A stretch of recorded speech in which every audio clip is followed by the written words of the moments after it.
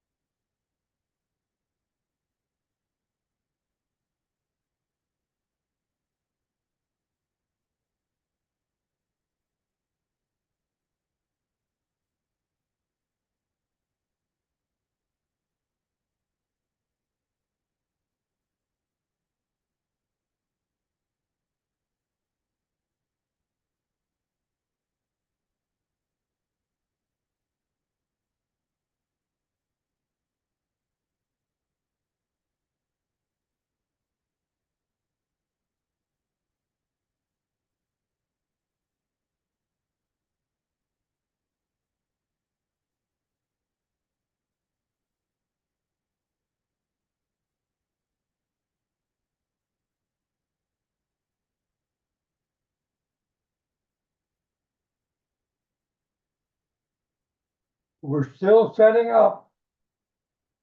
Hang in there.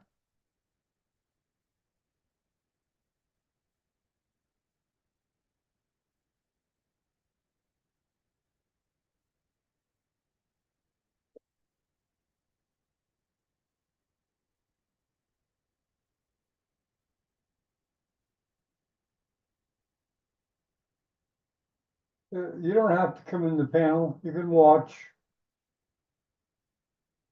You can watch from the attendees.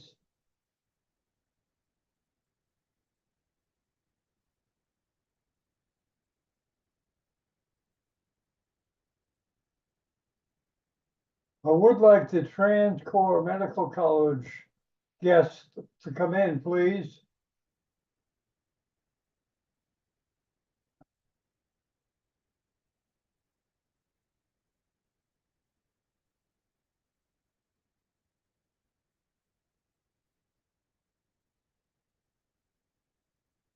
Okay, Travancore, you need to come in the panel.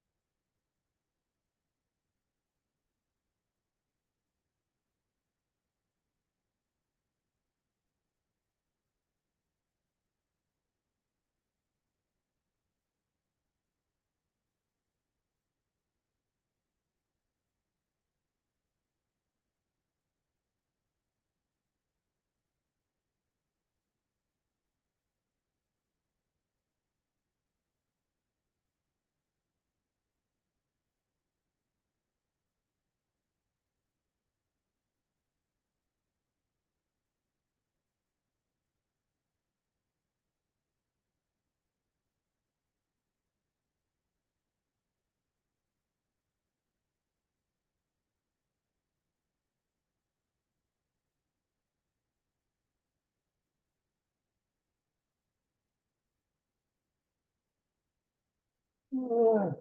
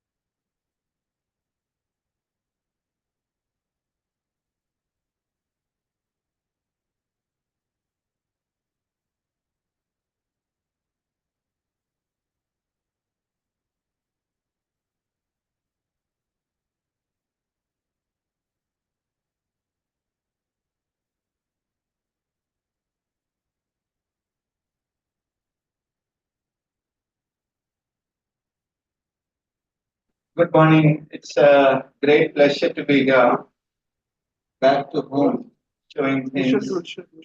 So, yesterday, Sanal was asking me about the exoscope. One of the first exoscopes was our project. So, when we were operating for a long time with the microscope, we realized that the way microscope. Okay. Can we test the camera, please?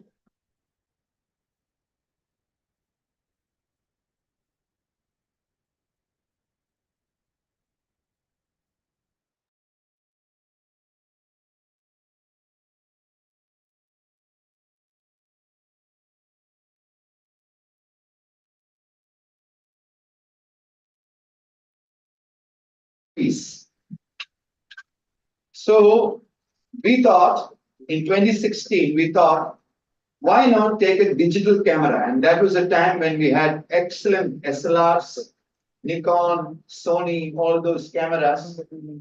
So we thought, why not take a digital camera, mount it on a robot, and then with a screen, just like endoscopic surgery. In fact, an endoscopic ENT surgeon would understand the concept of exoscope much more than a neurosurgeon actually. Because you guys are used to operating with the screen. So that is what we did. So with a shoestring budget of just $10,000, we made this, and you will see what we did.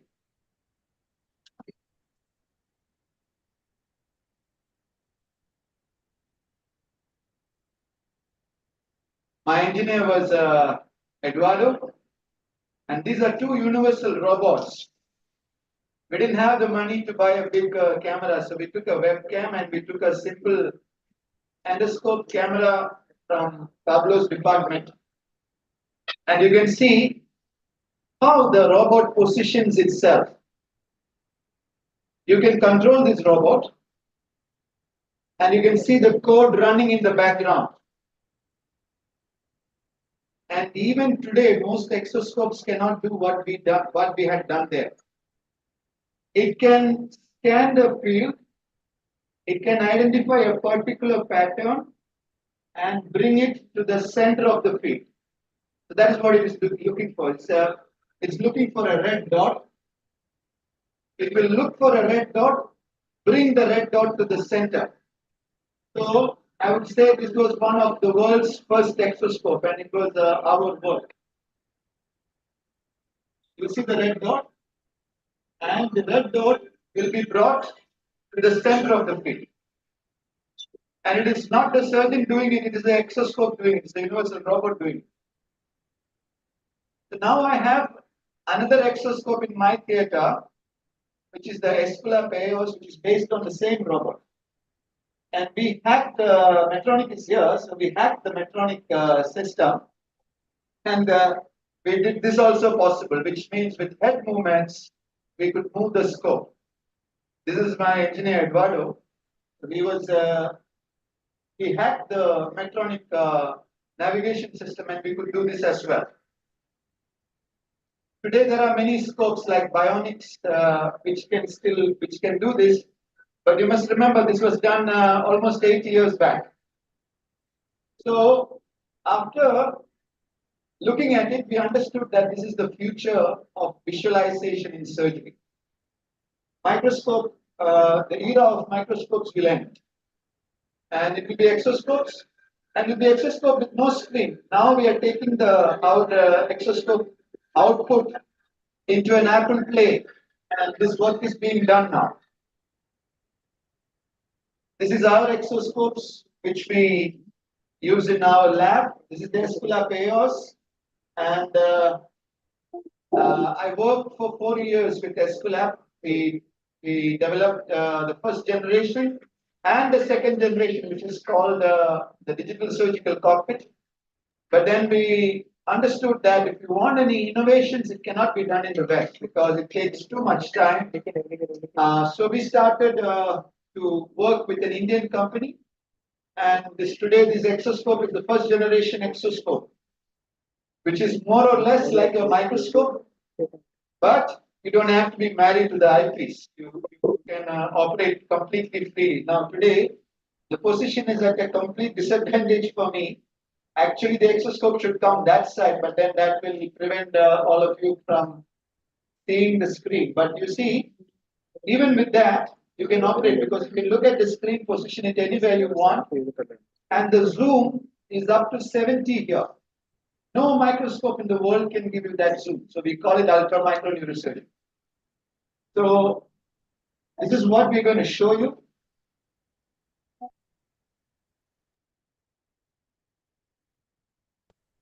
And this is the Stanma Yoko. So named after my first daughter. This is the scope. We also have a Stanma Sampana, an endoscopic holder, which is named after my second daughter. So the first generation of the Sanma Sampana is this. The second generation is again robotic. So it is a cover. Hello, Ike, can you hear me? Can you hear me, Ike? This is the endoscopic holder. This is the first generation. They haven't brought it here. But this will position in transnasal surgery from the top of the head, and truly forehand surgery can be done. I think that will be enough for introduction as such. So we will go ahead and start. I think we'll start simultaneously. I'll take about 1 hour for the craniotomy and the drilling, during which time you really don't have to watch and waste your time. But once the drilling is done, then we'll do the frontotemporal and the middle fossa. The frontotemporal, we will demonstrate the cavernous sinus and all the cranial nerves within it. And the middle fossa, we will demonstrate the entire Kawase approach and up to cranial nerve 7 and 8 with it. Do you want me to show a cadaveric dissection that we had done later on, or you can straight away go on to this? Okay, so I'll show you a cadaveric dissection that we have done in Krishna. We have the Esculap Academy lab. Many people from here also, we know that all of them have come to our lab. So I'll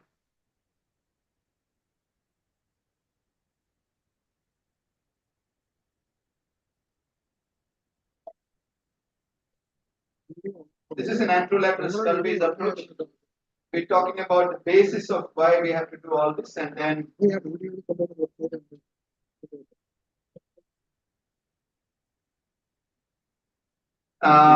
going into the middle. So this is the third now. This is the V1. Hello, Ike, we are not getting video. We're not getting video. Can anybody hear me? Parkinson's window is open, so you can see. Trevan, This is the middle fossa. you need to take over now. This Come is the on. middle fossa. Trevan, V1, I need to V2, speak V3. to you. I can't I'll see come to the middle anything. fossa part of it. I can't see We are anything. exposing the basilar here. We'll come back now. Travancore Yeah, so now it's the Medical middle College, fossa. you need to step up to the plate. So the middle fossa. Put your camera on. Now need to let's see you. who can identify the nerves. What is that nerve? Oh, sorry. We'll stop there. What is that nerve? Anybody? Okay. Okay. Yeah, so this is the middle fossa. The middle fossa, the major component of the middle fossa, as soon as you dissect the dura, the first thing that you will see is the V1, V2, V3. V1 is the fifth nerve, first branch, second branch. So V1, V2 is there. Okay. Fifth nerve, first branch, second branch, and third branch. This is what you will see. So what you are seeing here is the V1. And this is the third nerve. The third nerve arises from between the PCA and the HCA and comes and joins the oculomotor triangle here, and then it will come this way into the top of the cavernous sinus. And this is the fourth nerve. And this triangle is the Parkinson's triangle between the fourth and the V1. And this small artery that you are seeing, the Parkinson's triangle, is called the meningohypophyseal trunk, which divides into inferior hypophyseal and artery of Casinari Bernasconi.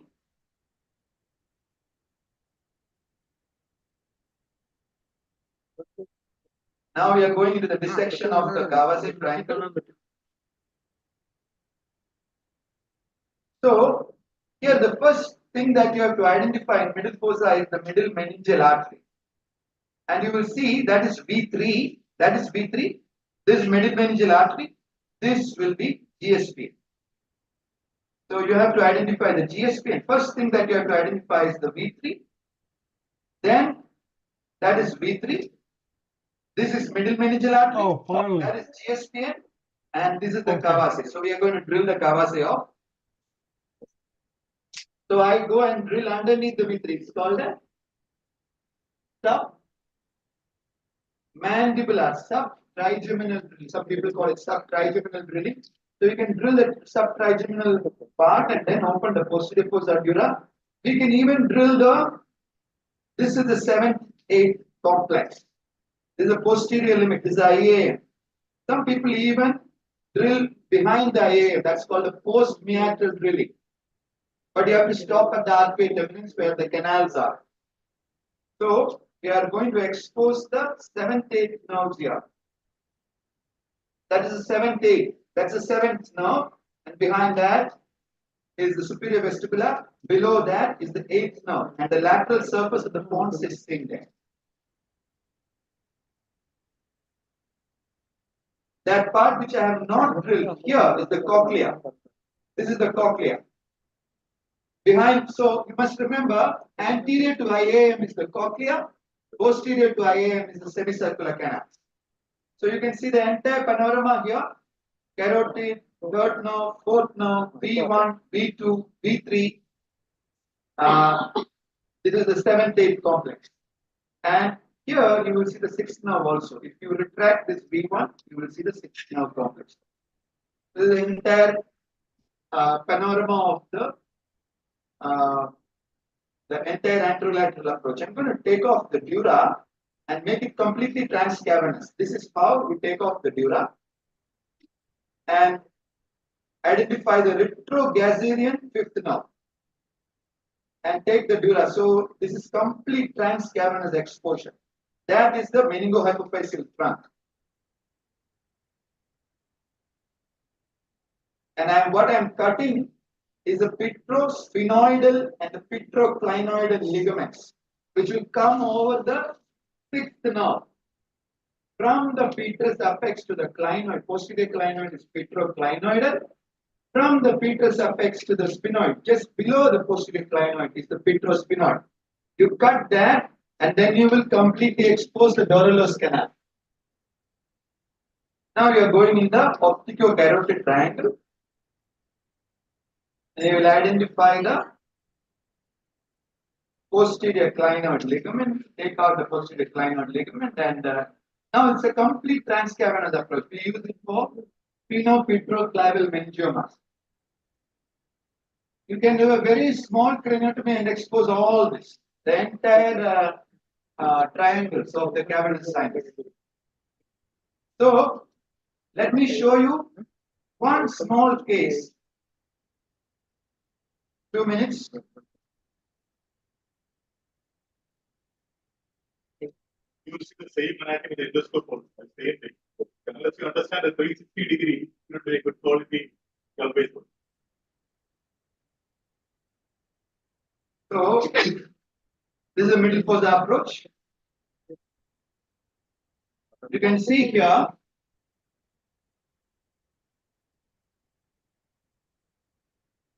this is a cystic solid petroclavial lesion. We thought it was a schwannoma, but here the thing they notice is, can you see that artery? That's the basilar, and just next to the basilar there is a small nubile, and that's a perforator. And you pull this capsule off, you will have problems. So what we have done is we have gone Kawase here. That's the Kawase that we are going to the same approach what we saw. That is V3, That is GSPN. This is the Kawase rhomboid. V3 is being taken off, dissected off. Now the Kawase triangle is being drilled, tailored drilling. We use a navigated tailored drilling. Use the bone CUSA for that. Then this is the superior petrosal sinus. Superior petrosal sinus is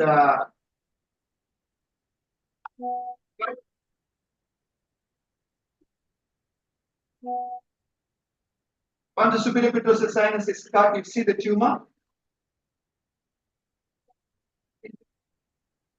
That's a Meckel's cave being opened anteriorly. We found that there was tumor there also in the Meckel's cave. The Meckel's cave dura is incised. Now you are going to take off the tentorium completely, and you will see the fourth nerve very soon. Whoever can identify the fourth nerve, you have a laser pointer or something.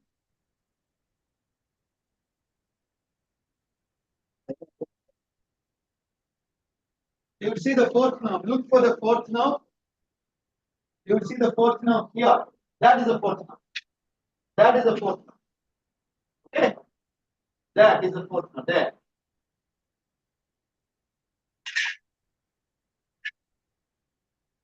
So the tumor is being taken off right now. It's a very small craniotomy, 2 into 3 centimeter, minimally invasive middle fossa craniotomy. So this is what you can do. You can clip basilar tip aneurysms. You can do a STA to PCA bypass. You can take out petroclival lesions like this. So that is the seventh nerve. That's the seventh nerve. That's the fifth nerve there. You will see. This is the seventh nerve. This nerve is the seventh nerve. And that is the fifth nerve. So it's a true petroclival angle. The true petroclival angle. So fifth nerve, seventh nerve, fifth nerve. You can see clearly now. That is the seventh nerve. That is the fifth nerve. You are going into the brainstem between the fifth, seventh angle. Now the solid tumor is being totally internally decompressed, so that you don't have to pull and push anything. Once you do that, you can put your CUSA into that. Keep on taking out the tumor. So at one point, you will have to find the basilar. It is under extremely high zoom, and you will see the exoscope movement now. My both hands are in the field, and I can move the exoscope without just my legs. So we are taking off all the tumor from interior. See now, see the movement now. See the focus changing and see the tilting happening. All this, both my hands are in the field. Now we're putting in an endoscope. That is an endoscope. That's a 3D endoscope. Einstein, we should see the basilar there. That's the basilar. So to see the basilar, we put in an endoscope. And that is the basilar and the perforator that we saw in the scan. That is the basilar and the perforator. So complete resection.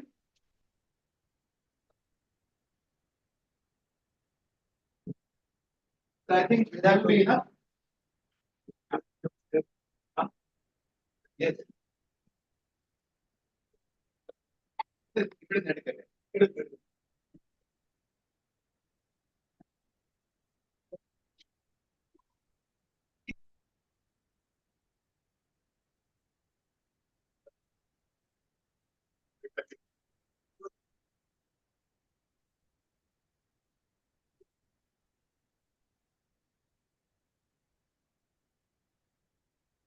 Morning, ma'am.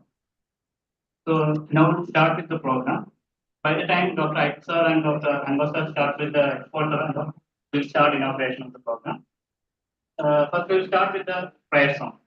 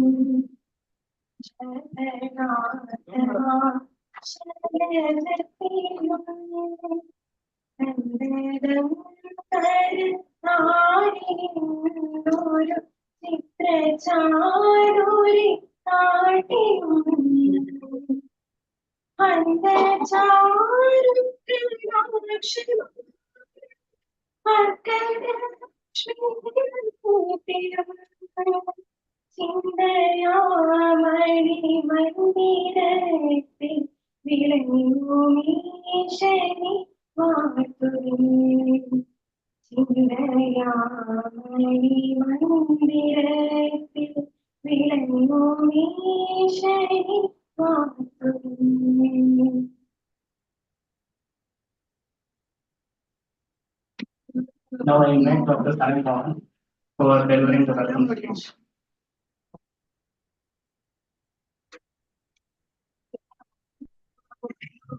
Good morning, respected seniors, colleagues, and my dear friends. A warm, very hearty welcome to one and all.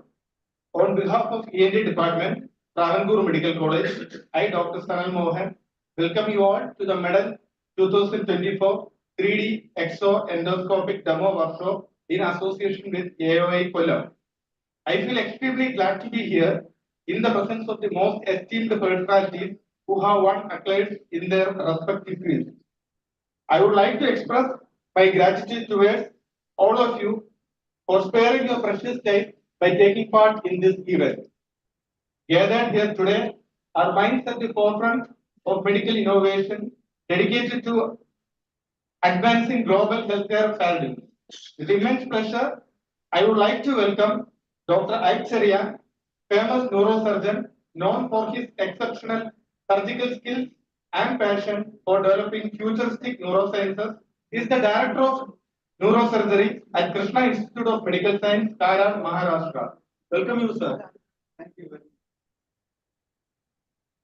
Next, I would like to welcome Dr. R. Ajit, Senior Consultant, Neurosurgeon at KIMS Health, Trivandrum, who has proven his expertise minimally invasive brain and spine surgery, cerebrospinal vascular surgery, and endoscopic skull-based surgery. Welcome you, sir. I would like to welcome Dr. Karthikeyan, Consultant ENT Surgeon and Fellow in Advanced Otology and Lateral Skull-based Surgery, who is working in GKM Hospital, Coimbatore. Welcome, Dr. Karthikeyan. Next, I would like to welcome Dr. Vinod Felix, Senior Consultant and Endoscopic Skull-based Surgery at KIMS Health, Trivandrum, and also SVT Patel. He is a specialist in functional endoscopic spinal surgery, endoscopic skull-based surgery, lateral skull-based surgery. He was the brain behind this workshop. Without his and Ajit Sir's support and active participation, this workshop would have been possible. He never hesitates to extend his presence and surgical skills in various skull-based surgery at our institution. I would like to welcome Vinod sir. I would like to welcome Dr. Bibin T. Varghese, Additional Professor, RCC Trivandrum, who is a dually qualified with the highest degree in ENT and plastic and reconstructive surgery, which hybridizes to high-end head and neck onco surgery in the backdrop of surgical oncology, training at RCC. Welcome, Bibin sir. We are glad to have with us Dr. Sunil J, respected President, AOI Kerala, Dr. Anish Krishnan, Secretary, AOI Kerala, and Dr. Ashwin, President, AOI Kollam Chapter. Welcome you all three. We are honored to have our dearest Dr. Unikishan sir, under whose guidance in this event was brought forth. We are also honored to have our management team of Travancore Medicity, especially our medical director, Dr. Faisal, our managing director, Dr. Musamil, and executive director, Mrs. Nancy, whose unwavering support and commitment have played a pivotal role in organizing this program. Welcome, sir. I extend my warm welcome to our respected principal, Dr. Joby, Vice Principal, Dr. Angela, and Dr. Sri Kumar, and our respected MS, Dr. Shavanomi, DMS, Dr. Ashok, and Dr. Bilal, whose leadership has propelled our institutions to its current excellence. So I would like to welcome our dearest Naushad sir, our senior neurosurgeon, and Dr. Ajit, neurosurgeon. Only with your cooperation, we can make this workshop a great success. Welcome all of you once again. And I would like to tell one thing, don't hesitate to ask questions. So share your questions. Thank you, and we have a nice day. So you will start with Aisha, will can you post approach? We have had a master examiner.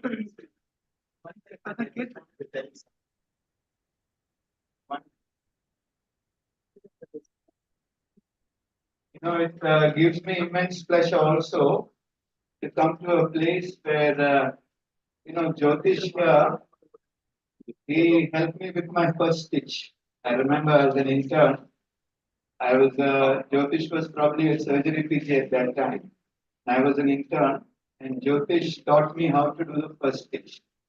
And when I was a junior consultant after Vellore, I remember that if I had any problems with my cases when I was in LFE, the first person I would call was Ajit. The both of them are sitting here. I'm more than happy that I can come, I can learn something with them. So I'm very, very happy to come back and see where your roots are from.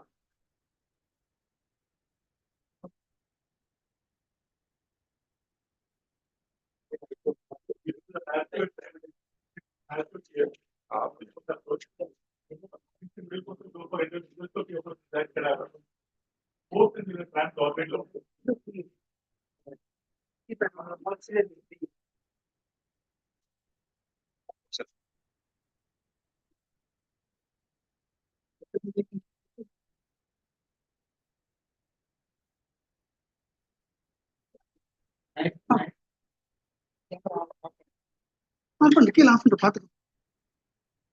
Knife and suction. Fine. You take your time. No? Can we have the lights on during the time period? Right. By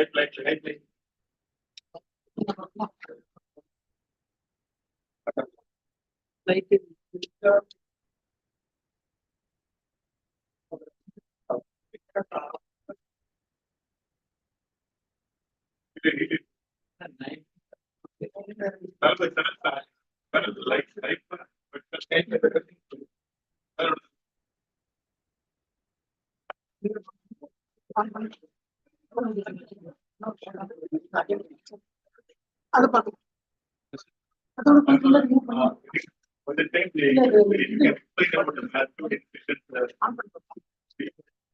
approaches, like what is here's the mic.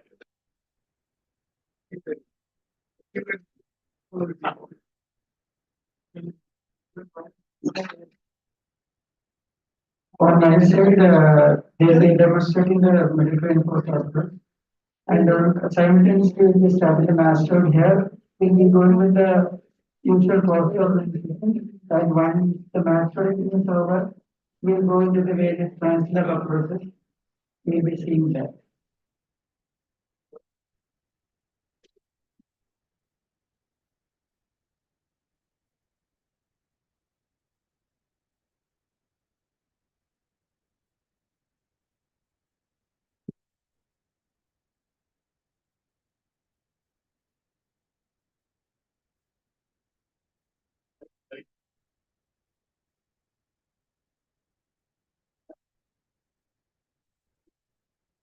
As you can see, we're just setting up here, trying to get it right.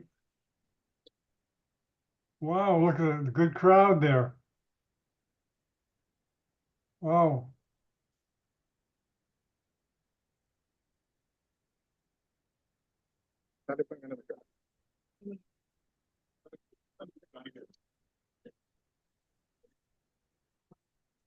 Okay, we'll try to get this set up correctly. Can anybody hear me? I guess the panelists can hear me, right?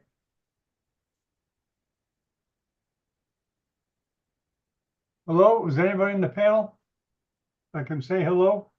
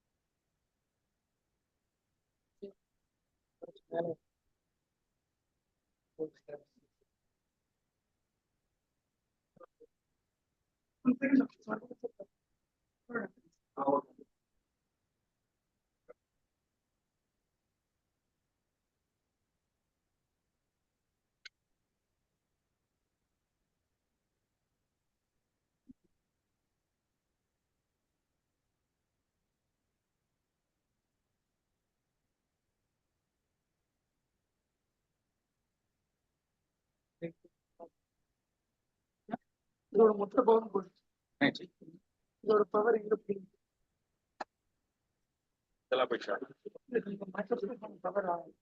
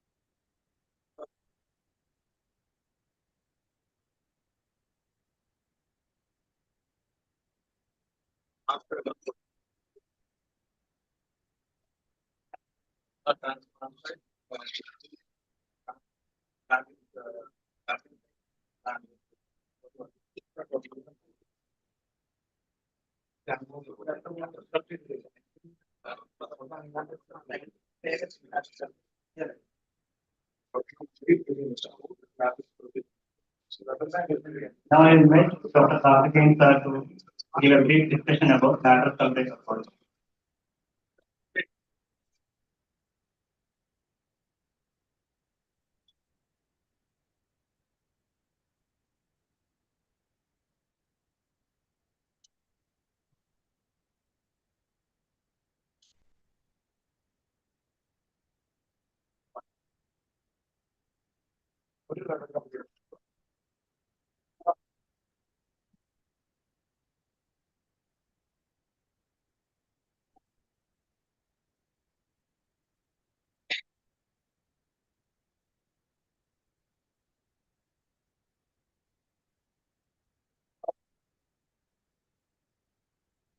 So let me give a brief introduction about Karthikeyan.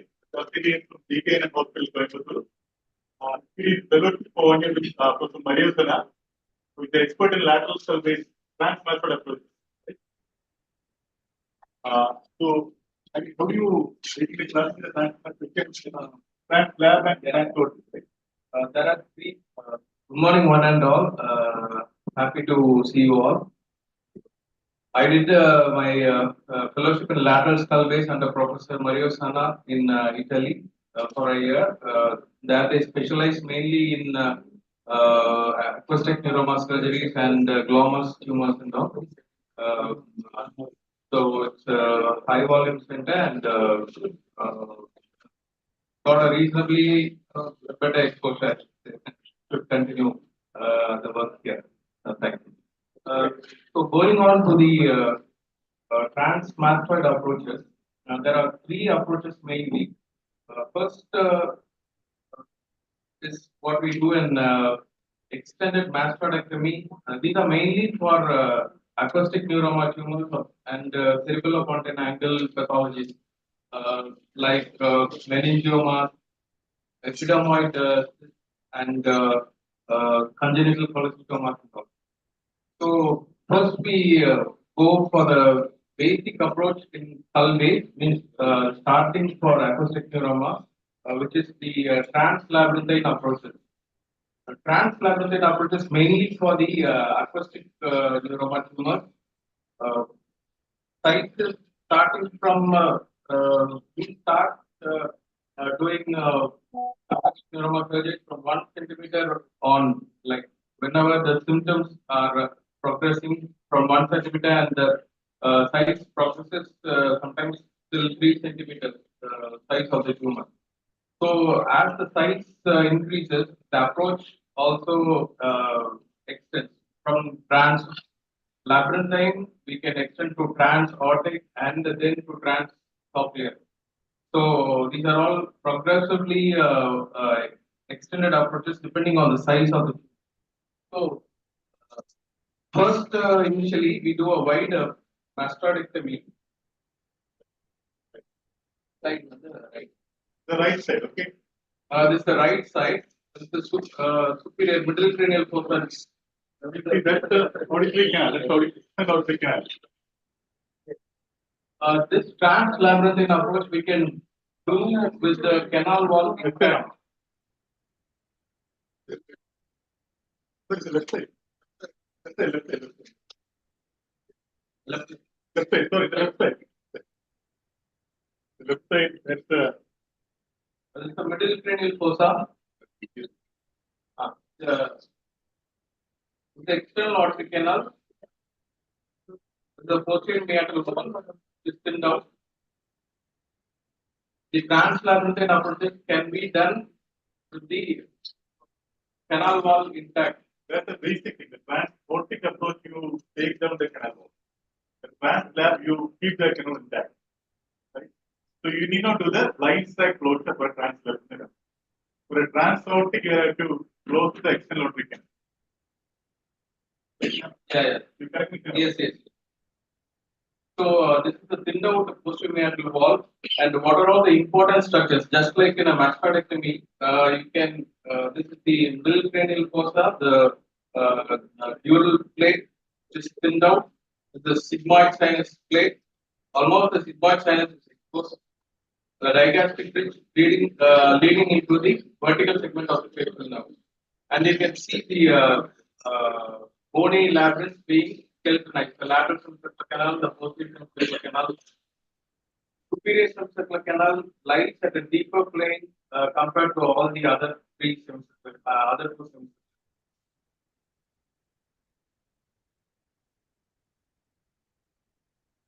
So here you can see an intact tympanic membrane. All these in a transplant approach, everything can be done with an intact tympanic membrane. But of course, hearing will be lost. Then, continuing with the transplant approach, we progressively remove the labyrinth. Here you can see the ampulla of the lateral semicircular canal and the superior semicircular canal. These are all being skeletonized. The posterior semicircular canal, the jugular bulb is also being skeletonized. So sometimes there may be a high jugular bulb where it will be difficult to create a trough in the infralabyrinthine region. So in that case, we have to completely skeletonize the jugular bulb and push the jugular bulb below with the help of some bone wax. This is sigmoid sinus, it continues like the jugular bulb here. The bulb is very high, it will actually blow up your approach. You have to compress the bulb to get both here. Like you get the IEC would like that, right? But again, the doctor, right? Yeah. So you start to be actually in this plane, start from like that and go deep. That is very important because initial thing is almost like not like plane. This part is deep inside. The external aortic canal and internal aortic canal are in a parallel direction to each other, except that the internal aortic canal is deeper.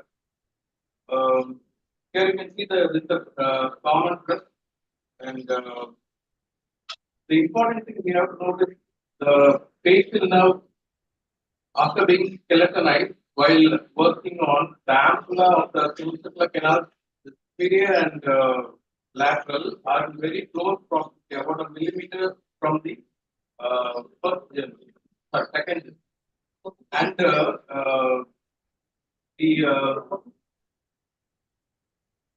And the 1 millimeter anterior to the posterior semicircular canal. Okay.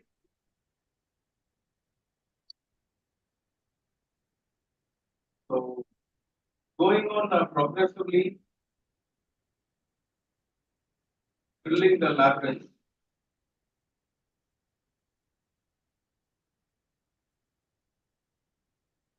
So this till the stage.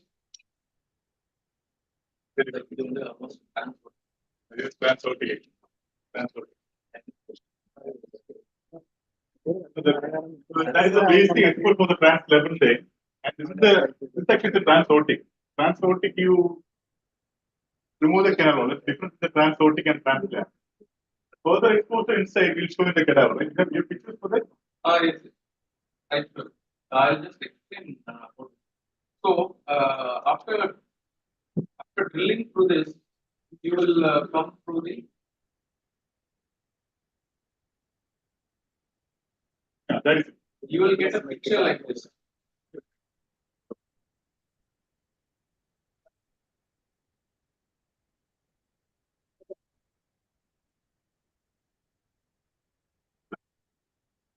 The brand, but no. Okay.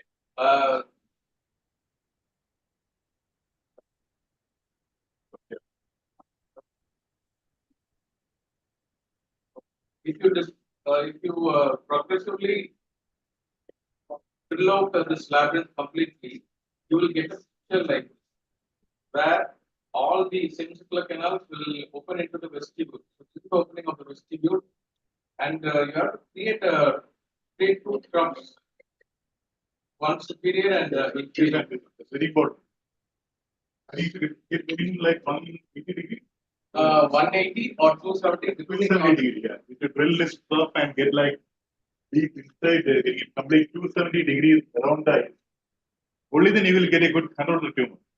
So this is a basic difference with the previous, the original translab which is described by William House in the recent modifications. The original translab, they did not expose the middle fossa dura. And it is compressed the sigmoid sinus, leaving a bone called what island?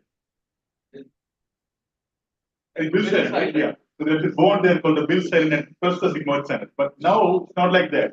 We expose the sigmoid sinus completely, expose the dura, middle fossa dura completely, cauterize the middle fossa dura, string it, and then make the drilling around the EST like 270 degrees. So that gives an adequate exposure. That's the difference in the original translab and the recent modification. Yeah, the important concept is previously there was much bone left over the jugular bulb and the middle fossa dura, the dural plate.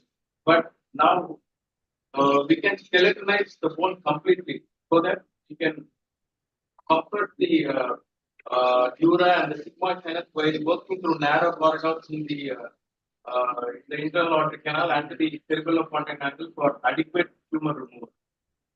So that's the main concept of recent advancements to improve the tumor removal.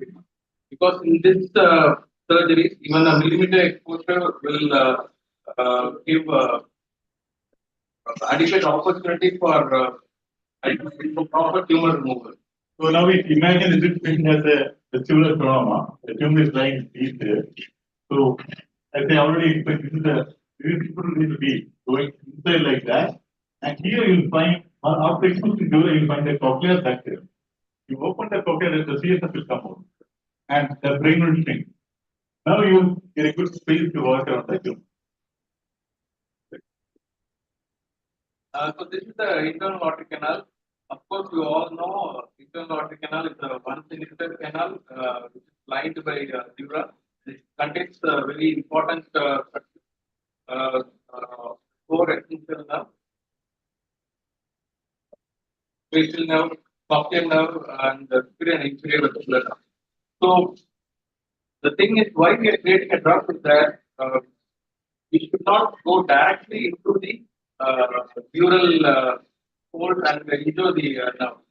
So you create two drugs and skeletonize the internal aortic canal so that you leave a thin layer of dura over the internal aortic canal. So, and followed by removal of the tumor.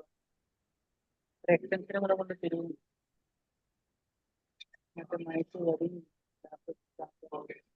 Now, after removing further dura from the internal aortic canal, you can see the horizontal stress or the falciform stress, which divides into superior and inferior compartment.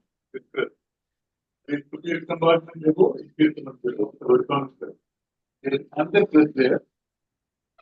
Actually, previously they were looking for the Bill's bar.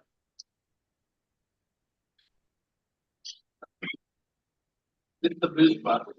Previously, they were looking for the Bill's bar to identify the facial nerve, but nowadays they go for the superior ampullary nerve, which is a branch of the superior vestibular nerve.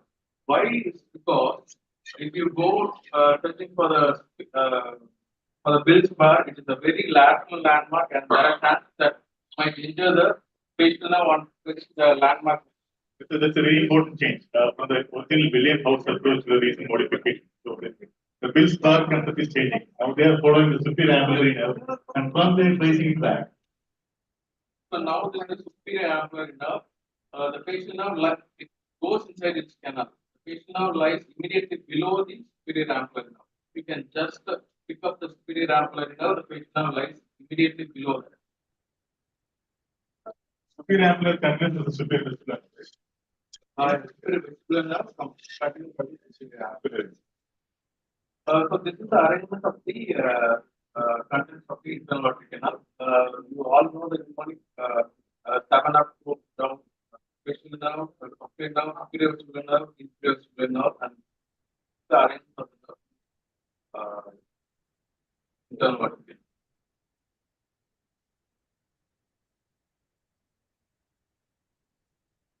So, till that portion, the translabyrinthine approach. Further, what we have to do is go sequentially removing the tumor, and that in light surgery, the tumor removal like that. Till the approach, yeah. Sometimes you have the tumor going anteriorly, and in that case, you have to convert the translab to a transmotic approach. So where you remove the posterior node and you work anterior with this better room tumor. Now, going on to the next extension of the translabyrinthine approach. This transmotic approach where we create a trough, there is a opening, you drill the intralabyrinthine cells, you go and can have a space, you can put a drill inside. Put a drill from here underneath the facial nerve. Underneath the facial. You'll be putting the facial nerve drill underneath the nerve like that, and it can work here. So, any anterior extension of the tumor, for example, from the internal aortic canal, it might go this region, that was about 2-3 centimeter size tumors or anterior tumors can grow in this region. So you can drill the bone from underneath. In this at this time, you have to remove the canal wall. This time, the canal wall has to be removed for transaortic approach. So you drill the bone front, the cochlea as well as the aortic cavity. The important difference from the transcochlear approach is that you will keep the facial fluid intact like this, and you will be working underneath. You also have already you are exposed the dura here, so you can have a wider space underneath the facial. The one important thing we have to note is that we will not create a bridge for the facial. It's very thin, so that it will break the subsequent lines. So the bridge underneath the facial will be adequately thin, adequately sized, not very thin. Here is the cochlea, the apical noodle and the radial.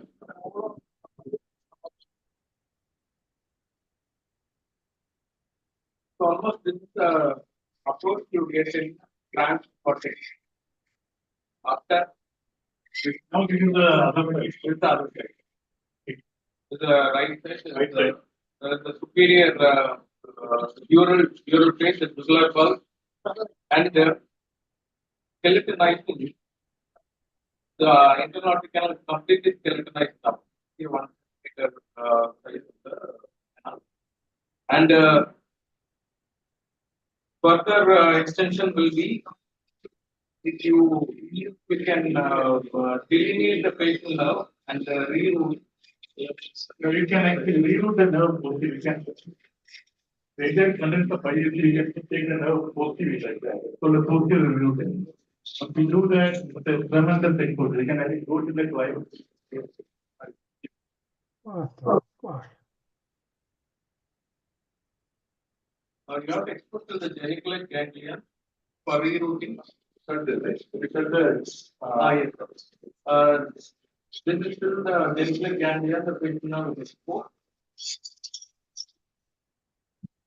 The facial nerve being progressively removed from the canal, and the greater vertebral nerve is cut now, and the nerve being prepared for posterior rerouting. Now this is the rerouting section. Now from the fallopian canal, separately lying in the CT angle. We can still more bring it to the posterior side so that you can do tumor removal anterior.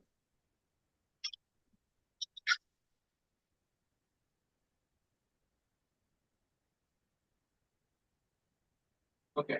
While doing that, after the posterior rerouting, you have to take control of the internal carotid artery, the vertical petrous carotid, so that you can go work in this region up to the petroclival and the clival region.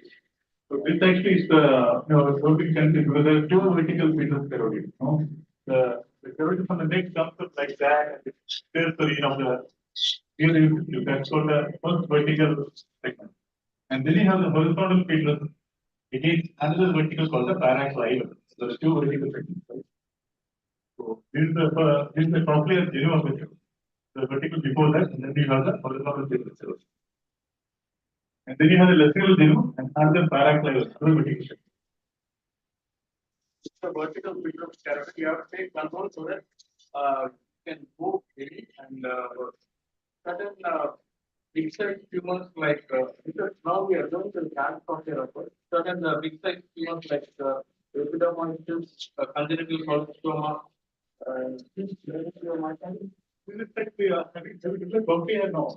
yeah.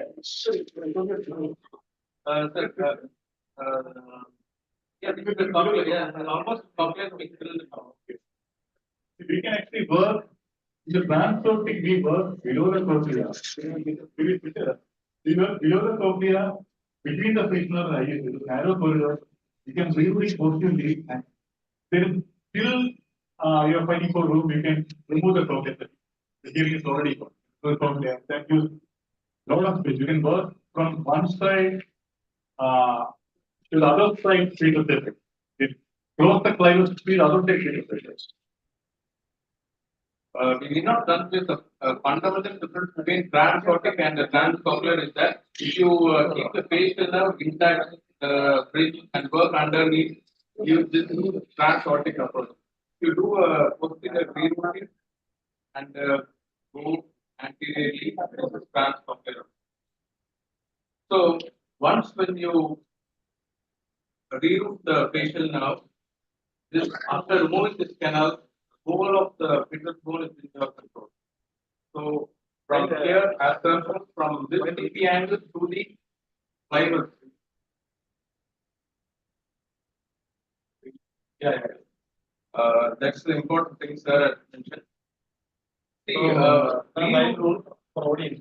While rerouting, is there any technique for preserving the blood supply of the patient? Sir, actually, the thing is, when we are doing an anterior rerouting for infratemporal approach for glomus tumor, the amount of palsy in the post op recovery is almost near normal or grade 1 only. But in case of a posterior rerouting, you can expect at least 3 to 4 days. Because while posterior rerouting, in anterior rerouting, you just reroute from the confined segment up up to the parotid segment like this. But in case of Only the main circumference is around the genital cavity. So you are cutting the GSP in the sleeping size. So the circumference is gone. Then the facial mapping goes through.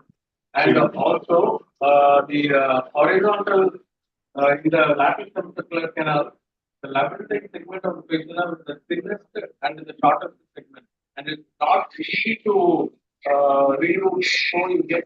So you have to do some amount of manipulation to posteriorly reroute. So you are cutting the blood supply from the fallopian canal as well as some manipulation. So you get a minimum of at least 3 to 4 days in the posterior. Angular rotation generally is mentioned. Posterior rotation. Posterior rotation is basic bigger the angle at the same time. After the parotid intraparotid segment until the bifurcation of the intraparotid. And we pass it above the canal like small and above so until then was the exposure. Now going into the CP angle problem, this only the anatomy we are not dealing about any pathology here. And so the important nerve contained in the CP angle. So after opening the dura of the CT angle, the first thing is to see the acoustical facial bundle. The seventh and eighth nerve complex. This is acoustic should be here actually. Retracted forward. And this is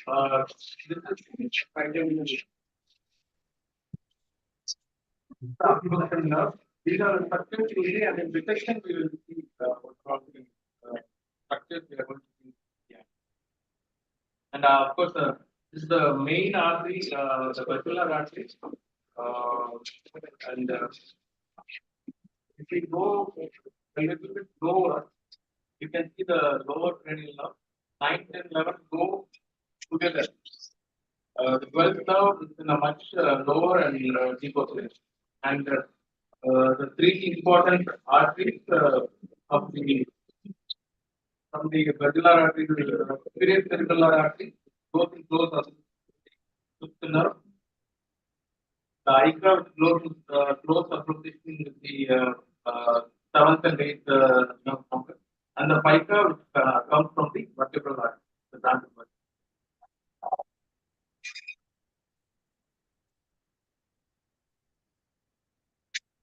So this is in brief about the approach the structure we are going to see. And without it, you will not be following the natural cycle of the When the microscope and then we bring the exoscope and build it. Thank you. Any doubts, please stop us and ask. yeah, any doubts you can ask. Whatever I know.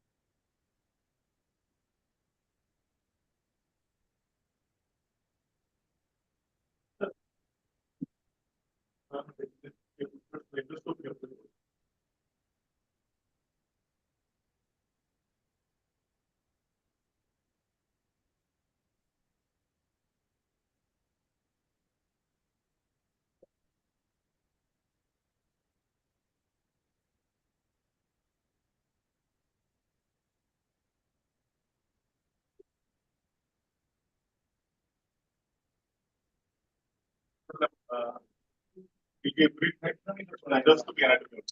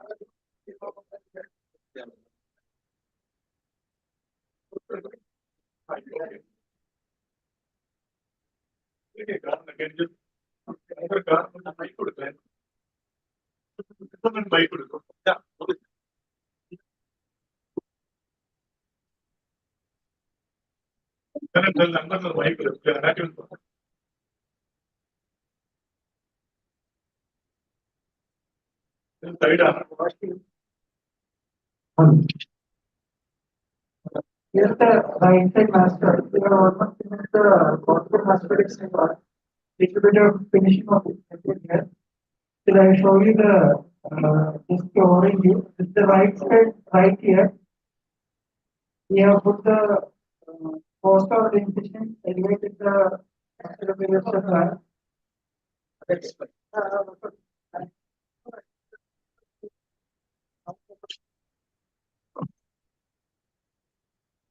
We have attempted most of the answers. There are some cells are where we have reached the diagnostic which you know. What you are seeing here is the sigma. This is 50 years. Only thing. This is 50 years. This is inferior. And triangular and posterior. This is the posterior canal that you are seeing. Here you can see the segment.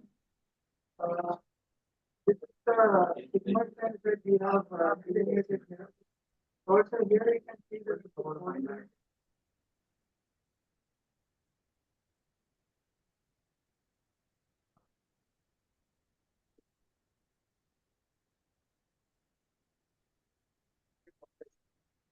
This is the lateral semicircular canal that you are seeing here. Lateral semicircular canal you can see here.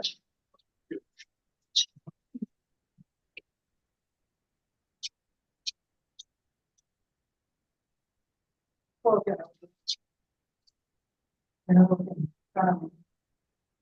This is the lateral semicircular canal you can see here. Here is the posterior semicircular canal.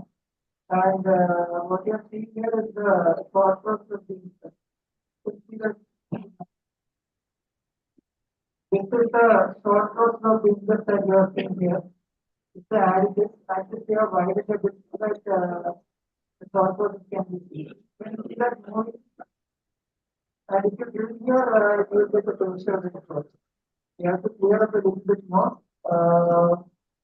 I decided to talking about the endoscopic anatomy now. We'll clear it a little bit more and again come back to it. Any doubts I have? Anybody has till now? Any doubts so far?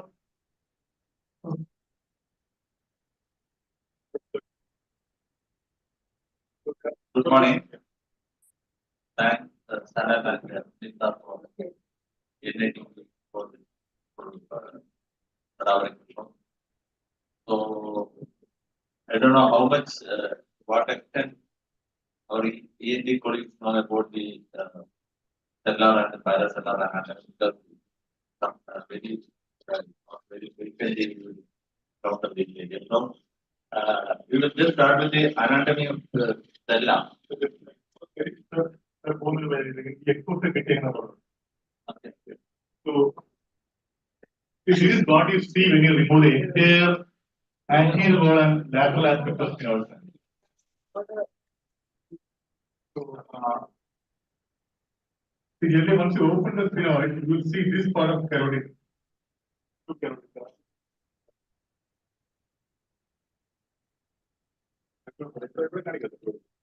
So once you open the sphenoid, you will see the carotid artery bulging out. That is this part. So the bulge of carotid what you see once you open the sphenoid sinus is this part of carotid, which is called the sphenoidal carotid. Right? And the general sphenoidotomy will give you this view here. You will see this part, but down below, this part cannot be seen in the routine sphenoidotomy. You will just see the carotid bulging, you will see the stellar floor, but this part is hidden by the sphenoid heel or the floor of sphenoid sinus. And you have a recess there called the clival recess. To expose this clival recess, you will have to remove the heel or the floor of sphenoid. You lie like that here, like that. If you remove that bone, see the clival recess. And laterally, this part is hidden by the pterygoid face. So to expose this region related to the transpterygoid. So this is the view after opening the sphenoid sinus, removing the heel of sphenoid, removing both pterygoids. By doing the transpterygoid approach. And this is the beautiful anatomy which this should be actually in your mind when you do any sculpture. And you have the pituitary gland lying underneath that dura, there's a pituitary gland there. And this is the carotid coming up, coming down like that. This part is called the cavernous carotid. From here to here is the cavernous carotid. And this is called the paraclival of the vertical fetal carotid. Okay, so this is also another vertical fetal carotid. And here you have the horizontal fetal carotid. And again another vertical there as a composition. Right? So just natural to the paraclival carotid would have the Meckel's cave region. Meckel's cave. Meckel's cave would lie there, and here you have the cavernous sinus. That's the cavernous sinus, right? And this is the clivus. Just behind this carotid, just behind the paraclival carotid, if you walk in that, and go to the fetal cave, right? And if you work here, you have the lower clivus there. I will remove this bone further and you get the lower clivus.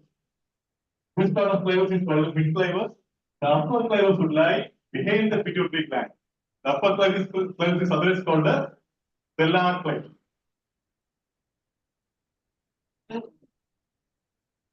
The upper clivus is called the stellar clivus because it lies behind the stellar. And this is the sphenoidal clivus. And this is called the nasopharyngeal clivus because it lies in the nasopharynx, the lower clivus. So upper, mid, and lower clivus.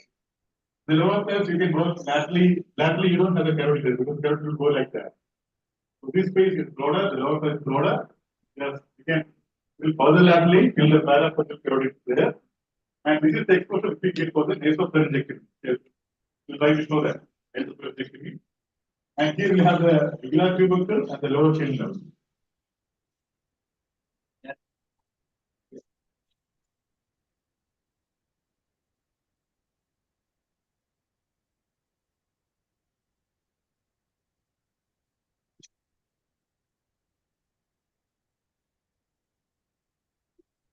This is the view when you this is the view when you open the cellar region. You can see when you open after sphenoidotomy, after opening the sphenoid sinus, this is the view you will see. And actually, this can be divided into three vertical planes. There are three sagittal planes. One sagittal plane is the sagittal plane that we can usually expose with the theoretical scope, and there is another vertical line. This is another vertical line that is in parallel with the carotid artery, and the lateral to that lies the Gasserian ganglion and other cranial nerves. So again, when we are using this anatomy, when we are understanding this anatomy, the important thing we should know is when you open the cella after sphenoidotomy, the first structure you see is the cellular floor. This is the cellular floor. You can see the cellular floor. And the importance of the cellular identifying the cellular floor, the most important thing is the lateral to the cellular floor is the cavernous carotid. And this area is the anterior wall of the cavernous sinus. This is the anterior wall of the cavernous sinus. You can see this is the anterior wall of the cavernous. And below the anterior wall of the cavernous sinus, you are able to see the paraclavial carotid. This is the paraclavial carotid. You can see the paraclavial carotid. So one of the important thing in opening the cella or understanding the cella is understanding the carotid, because there are two ways of understanding anatomy. First is you can understand anatomy better by identifying the different dural layers. Second is by the safety. Safety is very important because all of you know the carotid rod is one of the most catastrophic events that can happen when you do a surgery. So avoiding this carotid injury, you should know thoroughly the anatomy of the carotid artery. So as we know that this is the Bible region of the Bible region.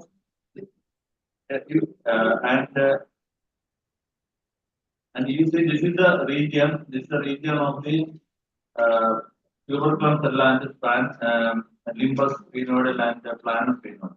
If you have the optic nerve like that, the optic nerve, you just draw a line along the roof of the superior part of optic nerve, that is called the limbus. If you draw a line along the inferior part of optic nerve, that is called the tubercle.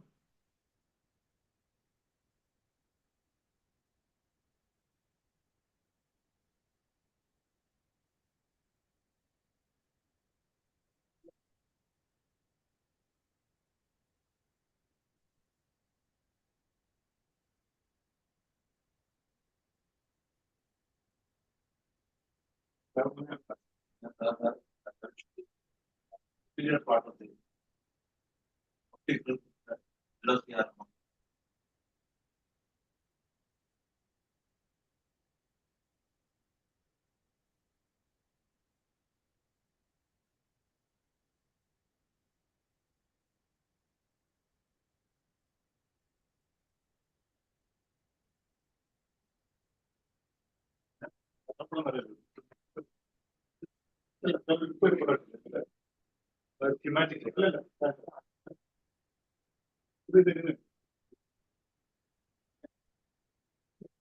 Yellow here, that's the area of yellow here.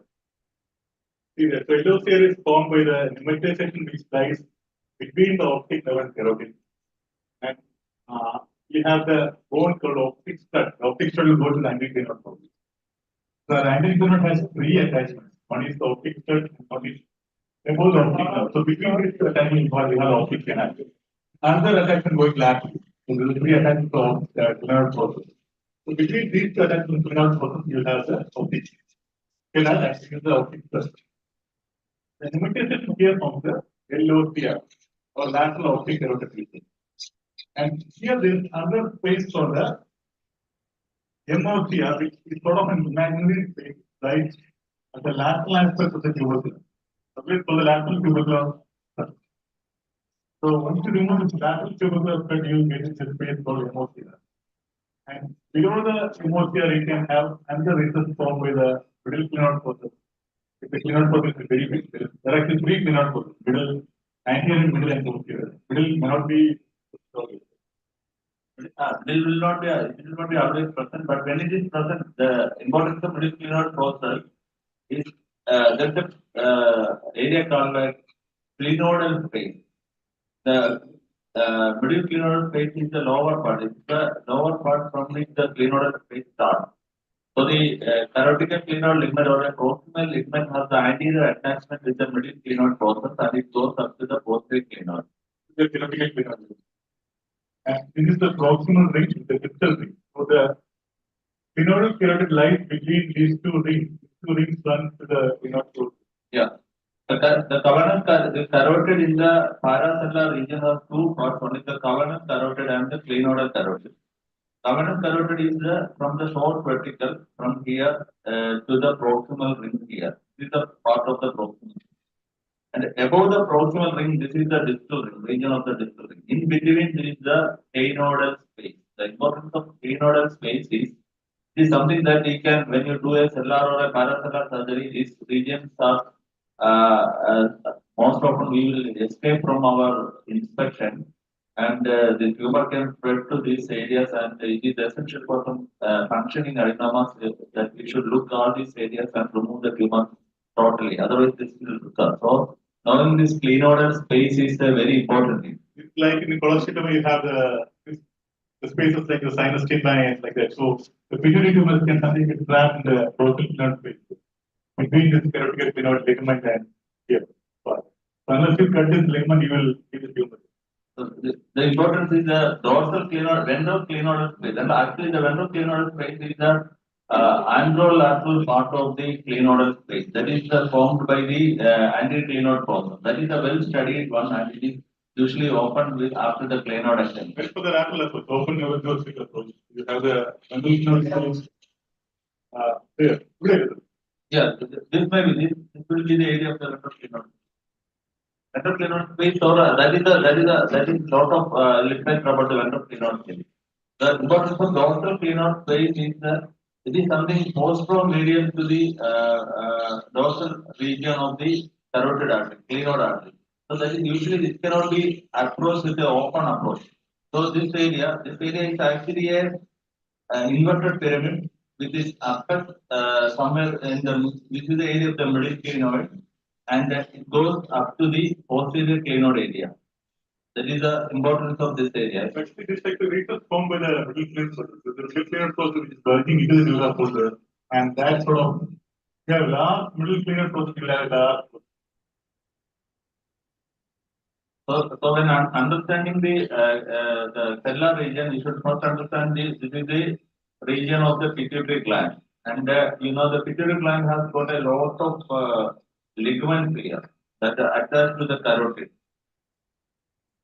So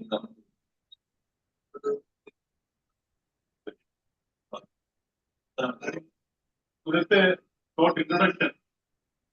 The further detailed anatomy we can brief during a discussion, right? The pituitary ligament, we come from the pituitary gland to the carotid artery, and the foramen lacerum. Foramen lacerum is very crucial anatomy. Those things we can touch upon during the discussion. The chronological transmacular approach. Yeah. Any questions, please? Go on. Clinoid area, when you are clearing the physical tumor from the clinoid area, there is a risk of including the cadaver sign. Cadaver sign is usually not. Actually, I will show a video now. And yes.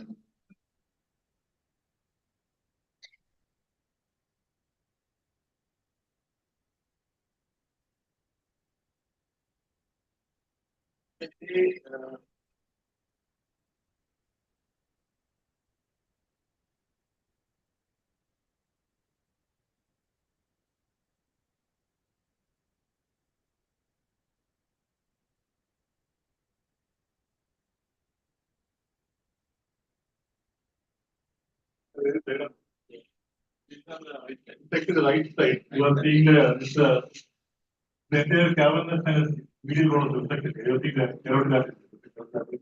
You are seeing the stump of the inferior nectar. The upper some that arises from the covered. This is actually how we control it. Can you see that this is a cavernous and already injected with protein, the liquid gel form.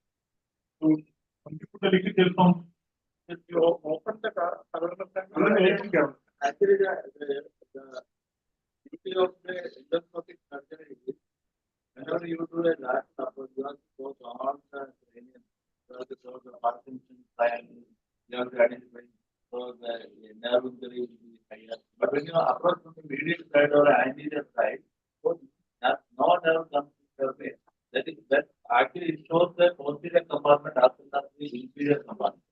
So there we can work with the safety, the way not drainage of the inward. Even if you know how much care you give, how much you care about the cranium nerve, are very can be easily used. Yeah. The way that earlier we planned the trochlea, we planned the only approach to the last. But now we can approach it from the anterior approach, and the whole carotid is exposed in a beautiful way, like you come from the last year. And the bleeding from the cavernous sinus can be when we directly open the anterior wall, then inject the gel form into liquid gel form into the then immediately the bleeding is stopped. Then we can filter out the carotid. We can work in the all the compartments. And sir, if we tear a minor tear in the carotid, how can we repair? Uh, the injury to the carotid is the reality. And if you know the anatomy, it's very unlikely you will injure the carotid. There are a lot of things that you should know. That is what I am telling about. If you understand the dural layers of the cavernous sinus, the way it's disposed and how it splits, how it encloses the cavernous sinus, then you are thorough with the anatomy. If you know the anatomy thorough with the anatomy, and then your safety is very high. Second, if you know the anatomy of carotid, bit by bit, then the paraclival, posterior genu, horizontal, then anterior genu, or dorsal clinoidal space, the clinoidal segment, supraclinoidal. You should know the anatomy by millimeter by millimeter. That is the importance of avoiding injury to the carotid. And as you have shown the superior hypothalamic flat, it cut and then coagulated. It will be coagulated and cut. Because if you don't know the anatomy and you are trying to dissect the medial wall, it will be inadvertently cut and it will cause a problem. Very difficult. So knowing the anatomy by millimeter is the most important point in understanding. Tumor, if it is engaged in the carotid, there is a chance of injuring the carotid. That is The the fibrous. So it depends on the malignant tumor, you are right. Malignant tumor can infiltrate the wall. Malignant tumor can have that. lot of times the medial wall. So you should understand the medial wall, you should understand the paraclinical. There is a multitude of paraclinical, inferior paraclinical, superior paraclinical, vertical. Then identify one by one the better isolation of the carotid artery. The most important structure when you go from medial or anterior is the carotid artery. Whereas you come from the lateral, the structure you encounter most is the 4, 6, 3 and 4, 6 are the V1 cranial artery. So there are pros and cons regarding anterior and posterior approach, but regarding carotid and making less injuries, the medial and anterior approach is better with the cavernous. Because now we have already know how to tackle the cavernous. It's one of the greatest problems.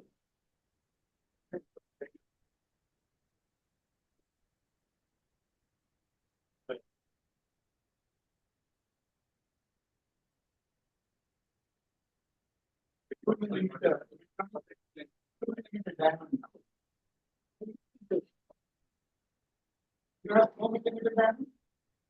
Millimeter diameter. You have one.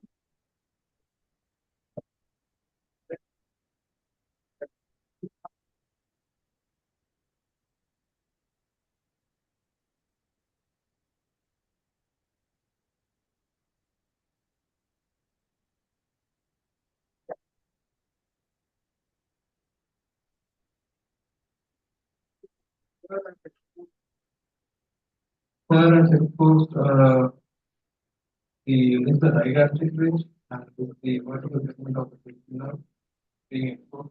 Sigmoid sinus continuing into the usual body. We have the lateral side block.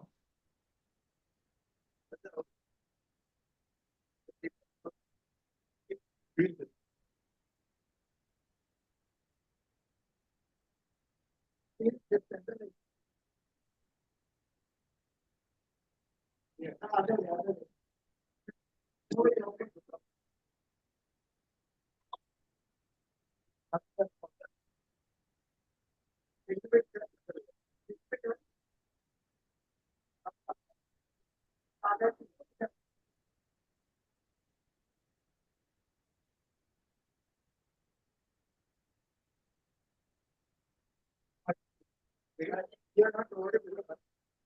sigmoid sinus plate. Continuing into the sigmoid portion. Third, this is the digastric plate.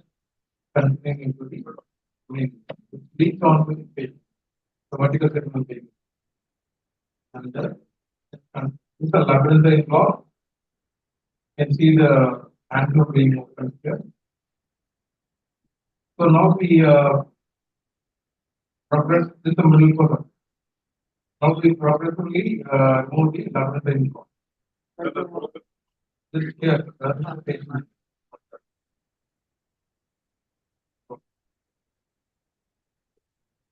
Sir, I may job easier. Excellent work. Thank you.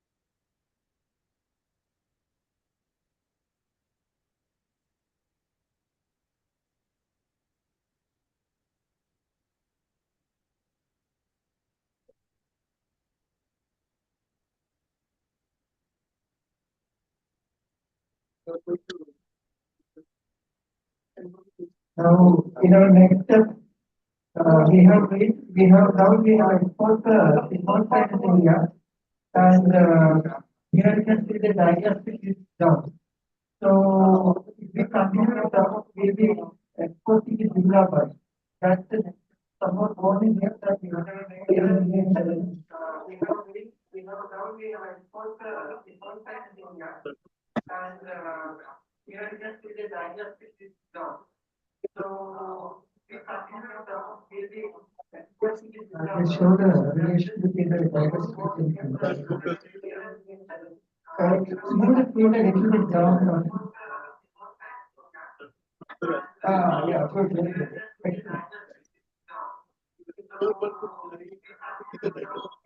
Yeah, yeah. So this has to go in continuity with the developer.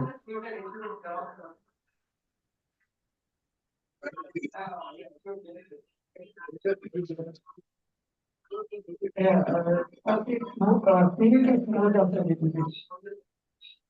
Now,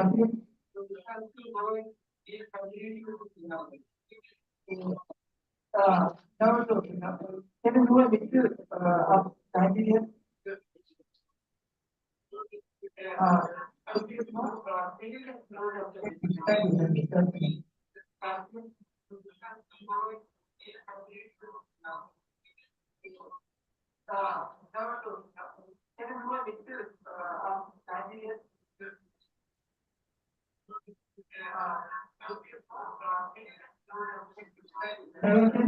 Clearly see the diagnostic is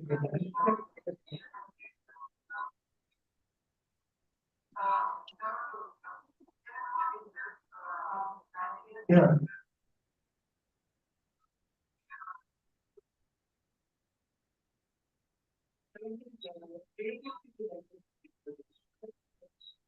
You can see the patient are there.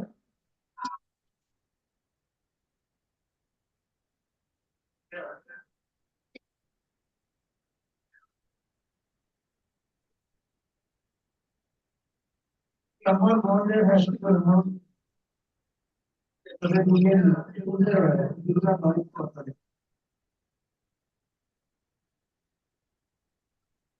That is what we are showing. Whole bone has to come up. It should be like, when you export the patient and the physical side, it should be like a garland. From back it will be a continuous line, the physical side will come down, then it will form the digestive. And if it's flowing line, anteriorly you will get the patient. That is one way of, representing the patient of species. From back it will be a continuous line, the physical side will come down, then it will form the digestive. And if it's flowing line, anteriorly you will get the patient. That is one way of, representing the patient of species.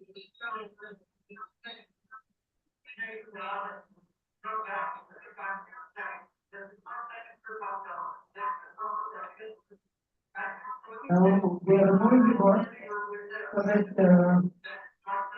we can get into the human body.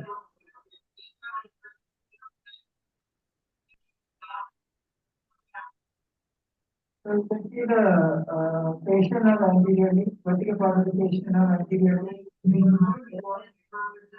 So what I meant is that this becomes, it not that comes like this, then they get digested like a garment, like continuous step. That is one way of location the anteriorly, vertical part of the patient are anteriorly. Now, if you want to bone over the digestive system between the digestive system and the physical body.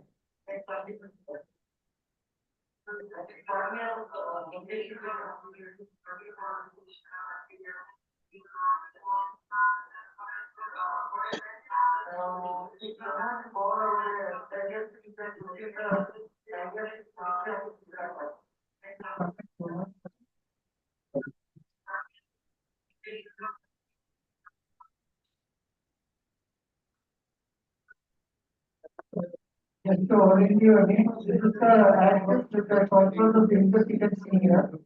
And this is one timer that you can use for the identification. If you look at it just inferiorly and near to the short course of the that is short course of interest comes from the so in this video, you get the identification. And this is the area, if you get a little bit more, inferior to the fossa index, you get a small cell which will open up into the middle. That's the fossa anatomy coverage. It's really also getting the middle for the open middle. Can you just concentrate a little bit more anterior back of the anterior?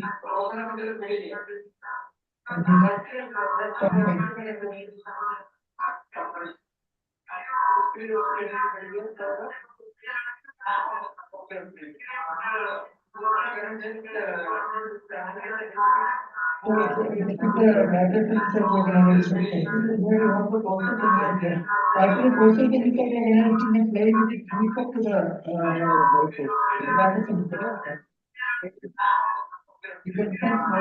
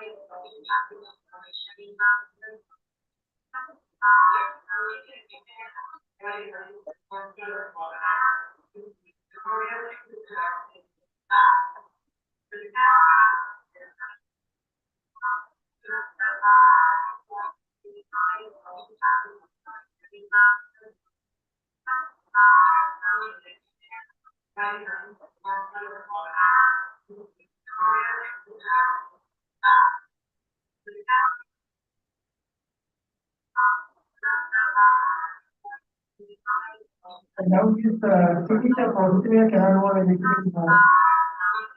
And the equipment area is exposed to the equipment area.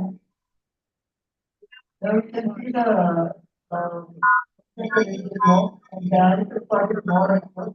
So this city of Austria cannot more a little bit more. Equipment area is also being is exposed to the equipment area. Now you can see the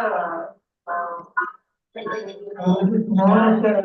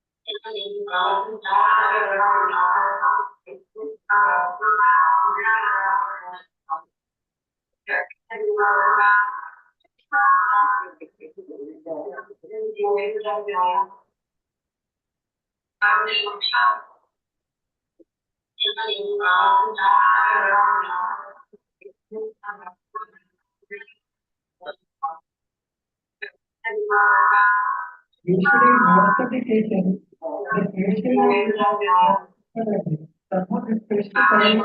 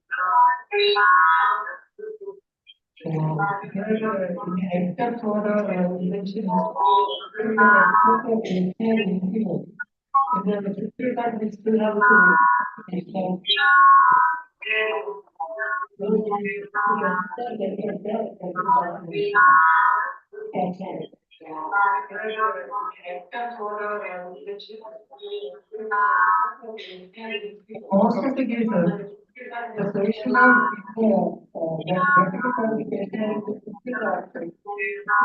is more medium. That is, when we move down the vertical part, there is usually a natural expression of the. So that is something we have to be careful when we go around or master.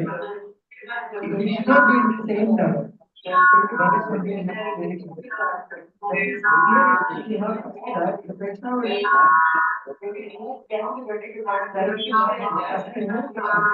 in some cases, that will in most of the cases, there will be a natural lateral expression of the same time.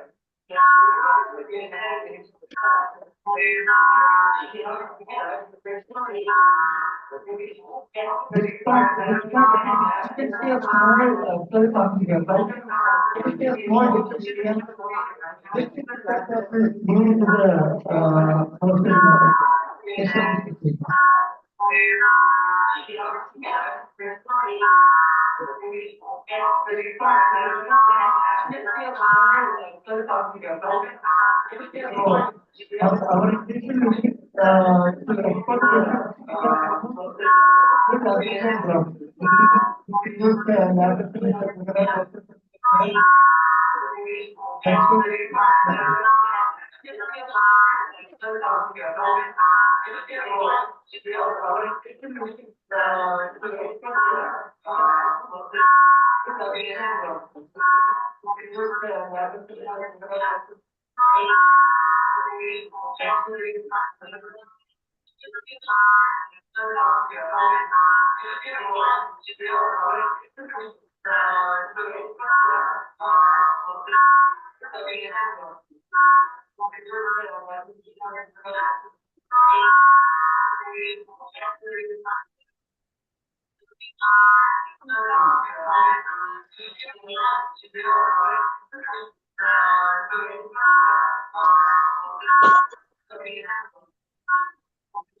So, what you're seeing is without the prostate canal.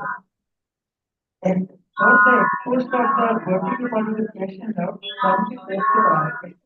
The most important thing is the cleaning out of the extent of the posterior canal. So, what you're seeing is without the prostate canal. That is also important in all cases of the patient out from the posterior aspect. So, posterior canal is being picked out in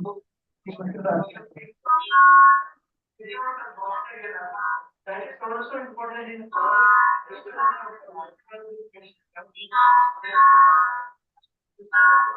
in cases where we thin out the posterior canal, what we have to be very careful is we should not reach the posterior canal. That is very important. If you accidentally produce a deep breath, don't ignore it. Ignore a small opening in the pelvic, but you should not ignore a small opening also in the posterior canal. You have to get into place to prepare. You can use bone matting, you can use the pericardum, you can use the bigger one, you can use the translate. Anyway, you have to. I have seen many cases where white canaloplasty has left to small cases like patient the mastoid can actually the upper body.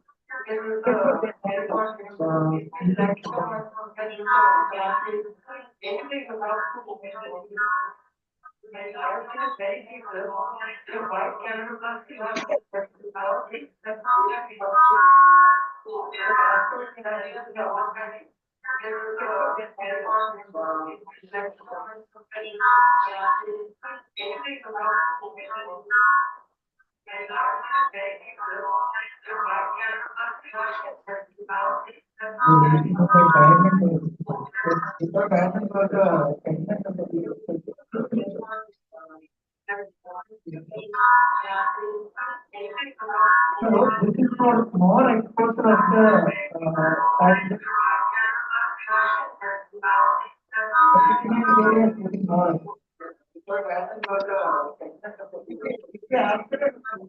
you can actually remove this bone and expose the whole orbital case to the posterior.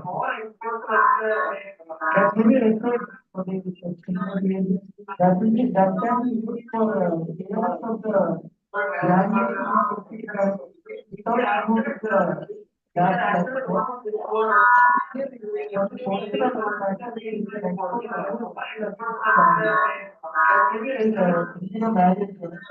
That can be used to remove granulation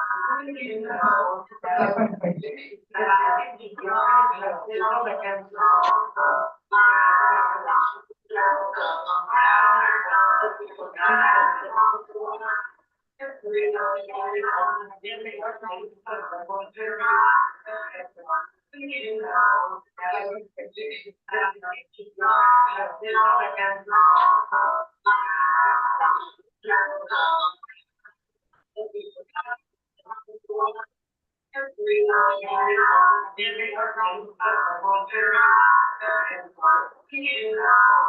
you can see the function of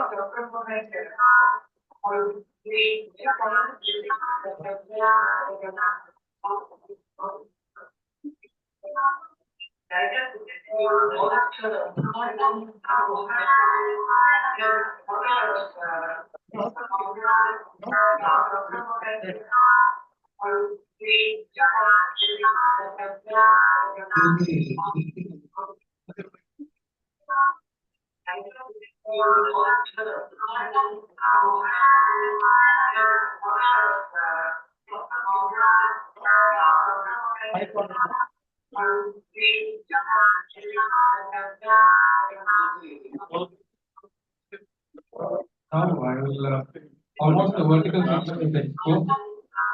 After this, we will delineate the jugular bulb. Much more of exposed fossa plate and also the sigmoid sinus plate. And we will go next to the after this, we will delineate the jugular bulb. we will be going to the endoscopic. And also the sigmoid sinus plate. And we will go next to the after this, we will delineate the jugular bulb. We will be going to the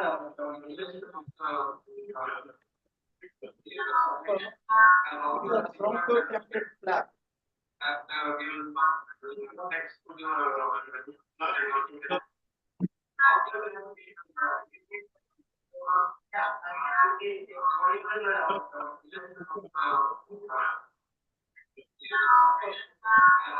Bronchotemplate flap.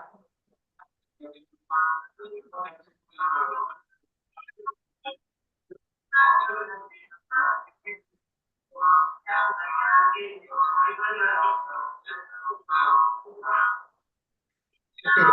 can you hear me? Can you hear me? That is okay.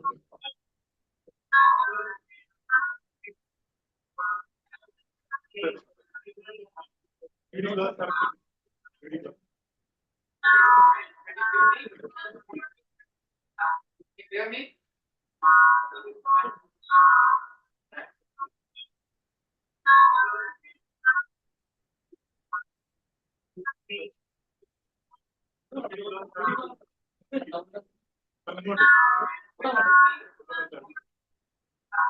Hear me?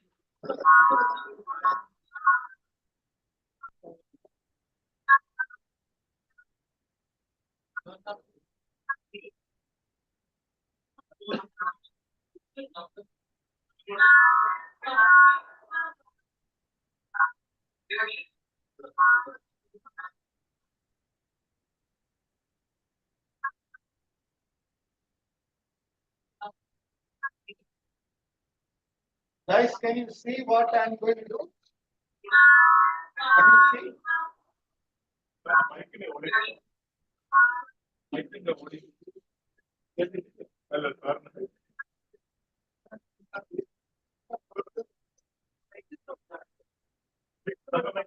See what I'm doing?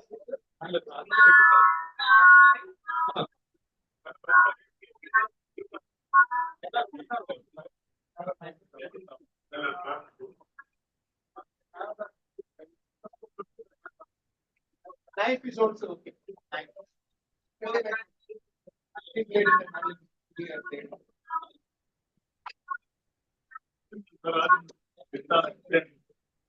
Okay, this is the frontotemporal flap. Okay, so knife is also okay. The ear is here. The ear is here. We took a frontotemporal flap. Yeah. Okay. No, it is. I'll show it to you. It's a small incision like that. Okay. Frontotemporal. The ear is frontotemporal. At times you taken the temporal muscle down. It's a standard pico-inferior, temporal, so many variations. So this is the frontal dura. This is the frontal dura. And this is the temporal dura. And this is the temporal. But you're seeing here, there is a difference. And once I cut Dura, that is there is a small band called the orbitomenical band. That is what I'm going to show you. Once you cut that orbitomenical band, the frontal and the temporal lobe can be taken separately. So we describe this bloodless transparent dissection of the ecosystem. There is a paper in the Asian Journal of Neurosurgery called bloodless transcavernous technique. So, I will show you some of the bloodless transcavernous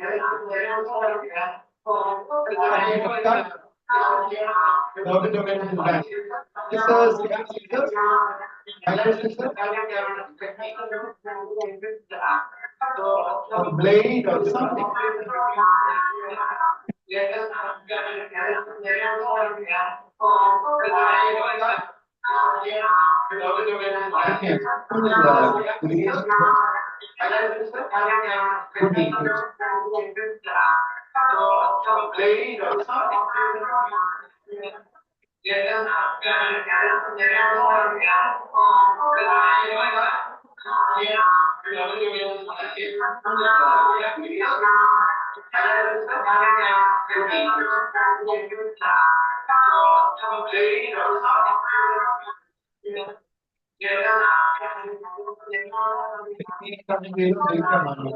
That bone what you see.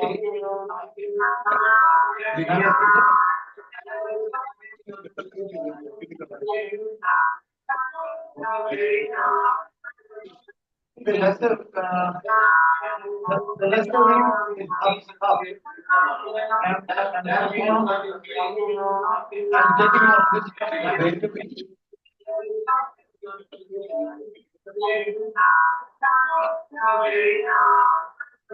I would say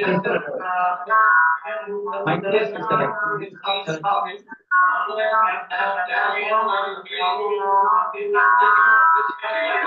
I'm not able to go in the right thing.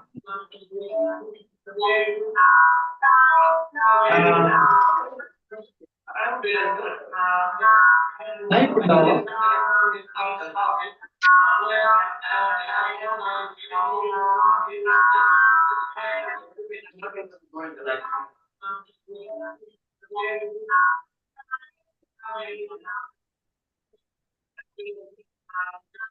Okay.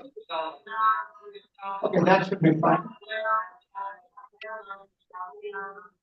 You see, we are going to do, we are able to do this position only because of the exoscope. You see the position of the head.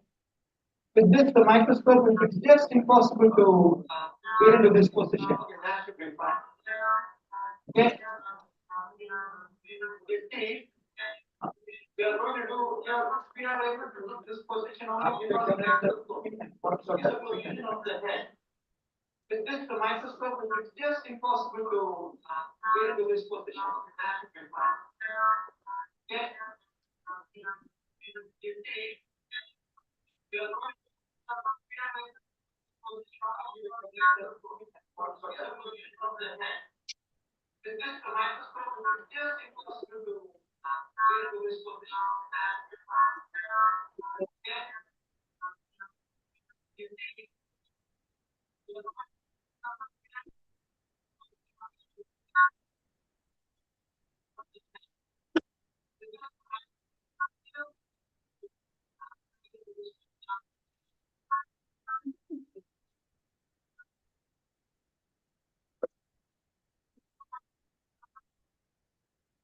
That's the plane.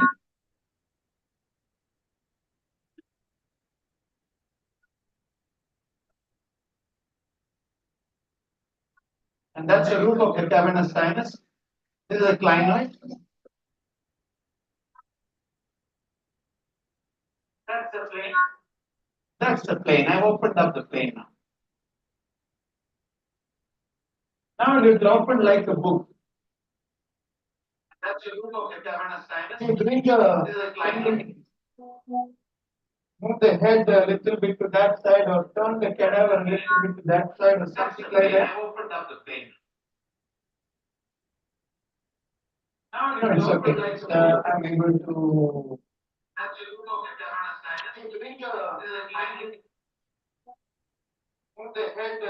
Yeah, you see this position is there.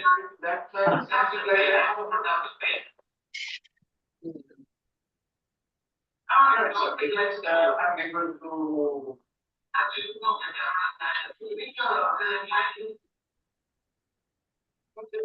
So, give me a distance. Going to open up.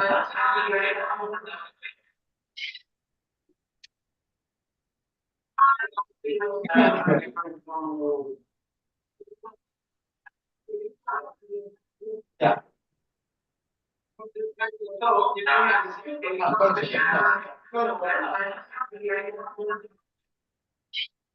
That's the cavernous sinus. This is the cavernous sinus.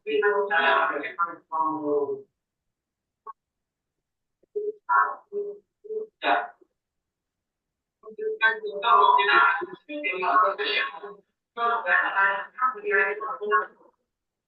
So that's the cavernous sinus. This is the cavernous sinus. Because we preserve the true cavernous membrane. This is what we describe. And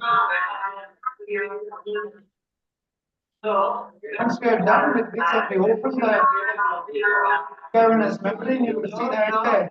So there is third now here, fourth now, D1, D2, all of that you will see.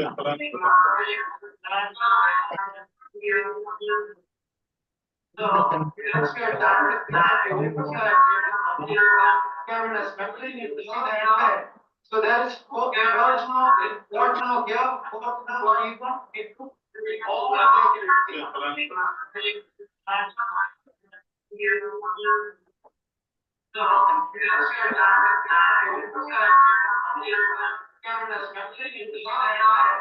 So that's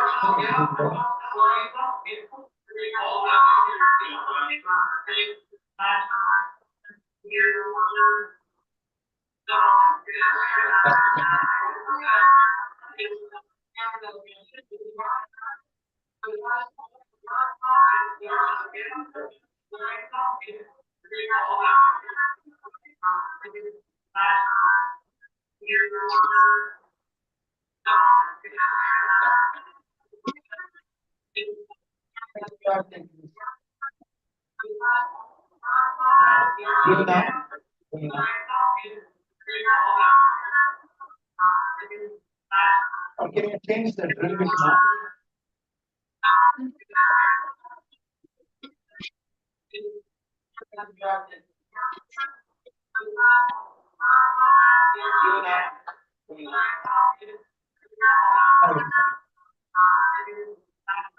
Can you change the drill bit now? Dissection.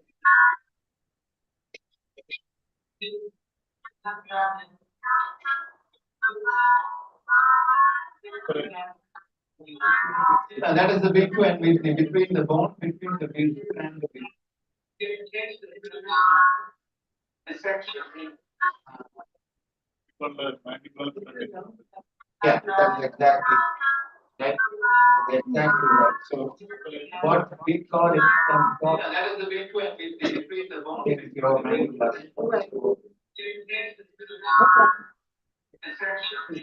Or night. What is the mandibular spine? What we call it from God. That is the way to increase the bone. Is your mandibular. Night. What is the mandibular spine?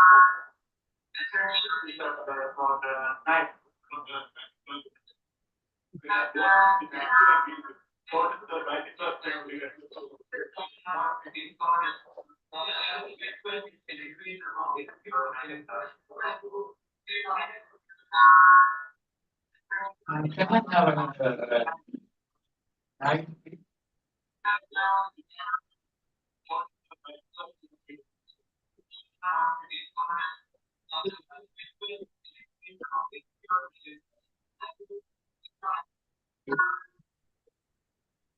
I have another night? Can I have sutures now? Is there any way to turn the cadaver over to that side? Yeah.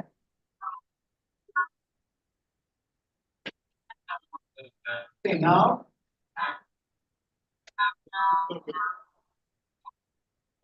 Can I have sutures now? Is there any way to turn the cadaver over to that side?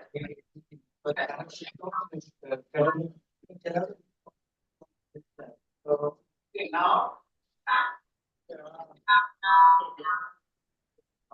Okay. Yeah, dissect another dissect. So,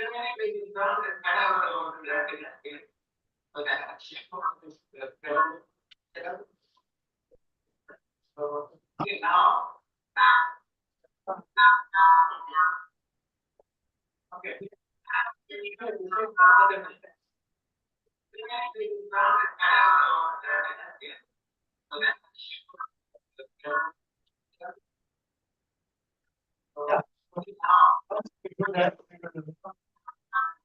See now, what I have done is I have removed the cavernous sinus from the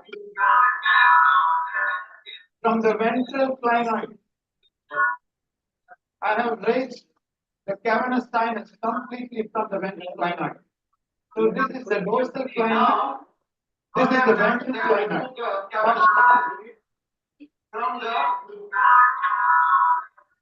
From the ventral clinoid, I have raised the cavernous sinus completely from the ventral clinoid. So this is the dorsal clinoid. This is the ventral clinoid. So can you see that the clinoid process is completely separate? The clinoid process is completely separate. That is the roof of the cavernous sinus with the fourth nerve, V1, V2, all that there. So now, separate. We are going to do a clinoid at the beginning. Something that I can take the clinoid out. With the V1, V2, all that there. So now, separate. We're going to do a clinoid at the beginning. Something that I can take the middle motor also. Yeah, generally you can begin, but sometimes you are very unlucky and you will have a clinoid. Sit down and drill and finish it out.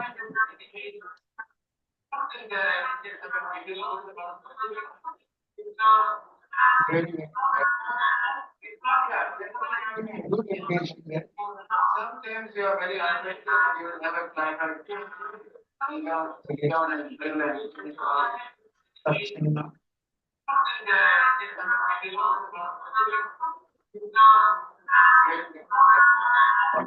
I'll show the good indication there.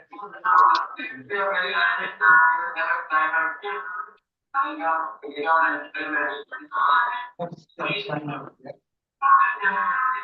Take off this part of the instrument in the line. Thank